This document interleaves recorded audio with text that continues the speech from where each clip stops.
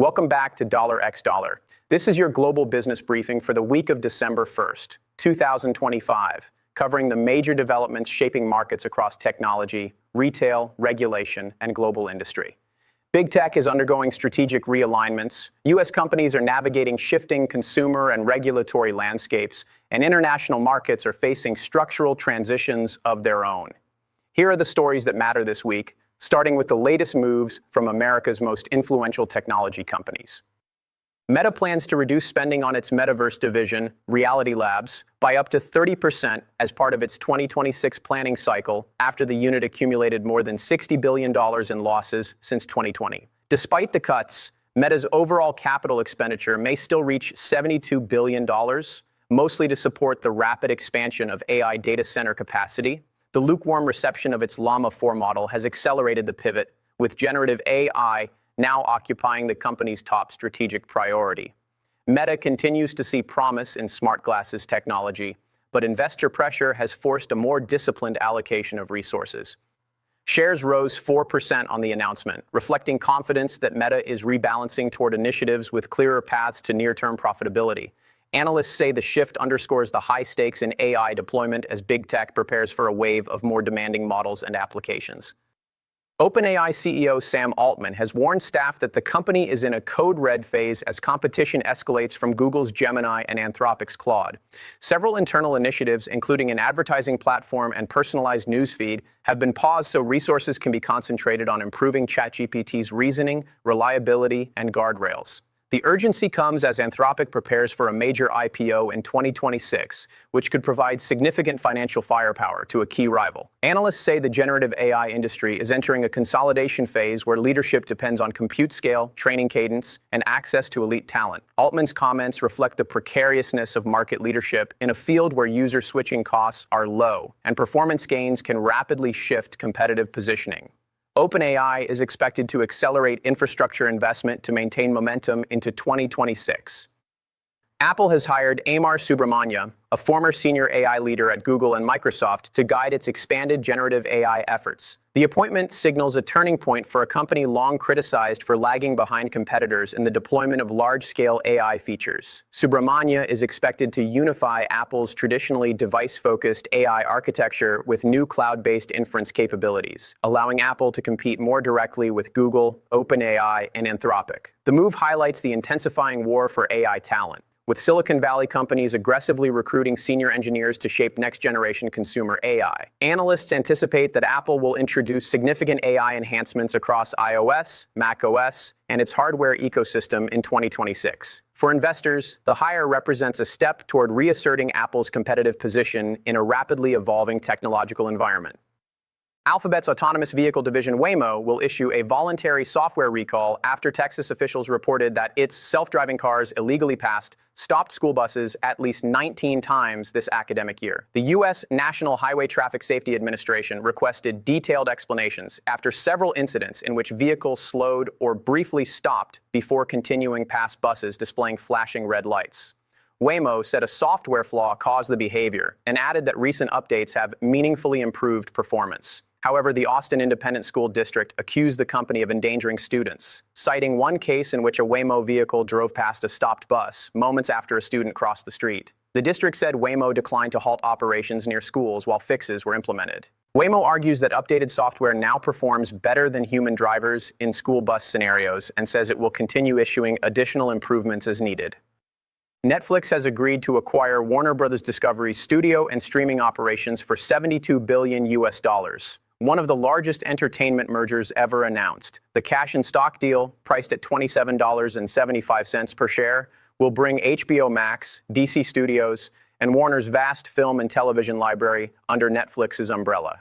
The acquisition is expected to close after Warner completes the spin-off of its Discovery Global cable networks into a separate listed company in late 2026. Warner Bros. Shares jumped more than 6% on the announcement, while shares of Netflix and Paramount slipped. The deal marks a significant strategic shift for Netflix, which has historically avoided owning legacy media infrastructure. Netflix has pledged to honor Warner's theatrical release commitments, maintaining cinema premieres for major films. The agreement concludes a months-long bidding war involving Paramount, Comcast, and Skydance, highlighting the intensifying consolidation across the streaming sector. Tesla has launched a lower-priced Model 3 Standard across Europe in an effort to revitalize demand amid slowing EV sales and intensifying competition. The model maintains a range of more than 300 miles, 480 kilometers, while removing certain premium features to reduce costs. Priced at €37,970 in Germany, it competes directly with sub-€30,000 EVs from Volkswagen, BYD, and others. Deliveries are expected in early 2026. Tesla scrapped plans for an all-new $25,000 model, opting instead to lower pricing across existing programs. Analysts say the new model may boost sales volume, but risk further margin pressures as Tesla invests heavily in robotics, AI compute, and autonomous driving systems. The launch underscores Tesla's attempt to balance short-term commercial needs with long-term innovation goals. The EU has fined X, Elon Musk's social media platform, €120 million, $140 million, for violating transparency and advertising data rules under the Digital Services Act. Regulators concluded that X failed to provide researchers with adequate access to advertising archives, used deceptive interface elements such as its blue-check design, and did not sufficiently address illegal content. TikTok avoided a fine after agreeing to strengthen transparency in its advertising library.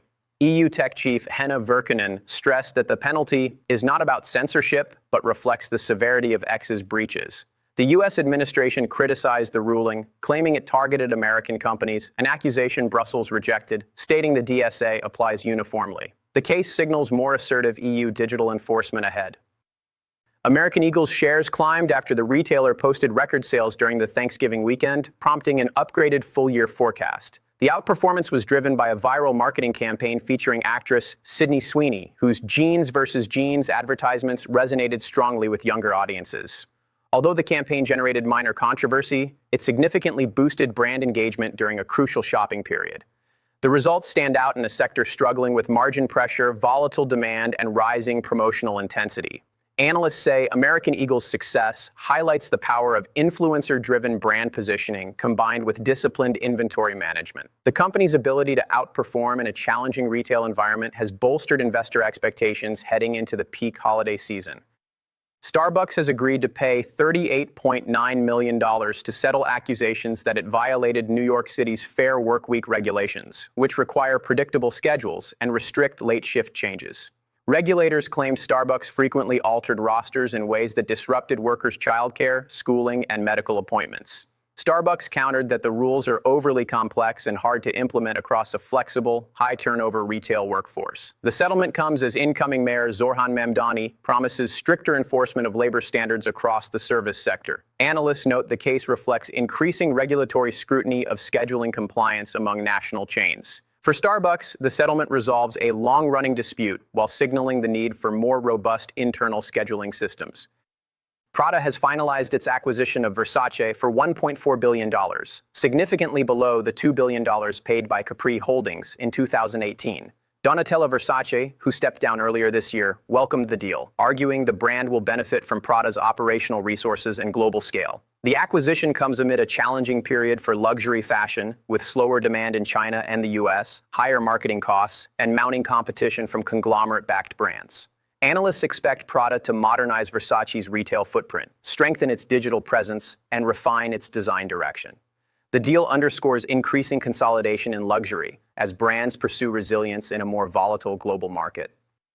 BP has withdrawn from a major hydrogen plant project in northern England, a site once central to the UK's long-term net zero strategy. Local landowners now plan to redevelop the site into a large-scale data center, citing superior commercial returns amid soaring demand for cloud and AI infrastructure. The shift reflects the economic challenges facing hydrogen production: high capital costs, slow infrastructure development, and uncertain profitability. Digital infrastructure projects, by contrast, provide faster paybacks and predictable demand growth. For the UK, the redevelopment raises concerns about meeting hydrogen production targets and maintaining industrial competitiveness in emerging clean tech sectors. Analysts say the case encapsulates the broader tension between climate ambitions and market-driven land use decisions. Germany's Chancellor, Friedrich Merz, has formally requested exemptions from the EU's planned 2035 ban on new combustion engine vehicles, arguing that high-efficiency petrol engines and plug-in hybrids should remain permissible. Germany's auto industry faces slowing EV adoption, rising battery costs, and increasing competition from China and the US, prompting calls for more flexibility in the transition. Merz argues that Europe must remain technology neutral to preserve industrial competitiveness and protect jobs. Critics warn that weakening the ban risks delaying climate targets and undermining Europe's commitment to zero-emission transport. The debate highlights the EU's struggle to balance environmental ambition with economic realities as the automotive sector undergoes one of its most disruptive shifts in decades. That concludes this week's Global Business Roundup. From dramatic shifts in big tech strategy to retail outperformance, major entertainment consolidation, and regulatory developments across Europe, the first week of December gives a clear preview of the themes likely to dominate 2026. If you enjoyed this breakdown, please like the episode, subscribe, and stay tuned for more insights from $X. Thanks for your time, and see you next week.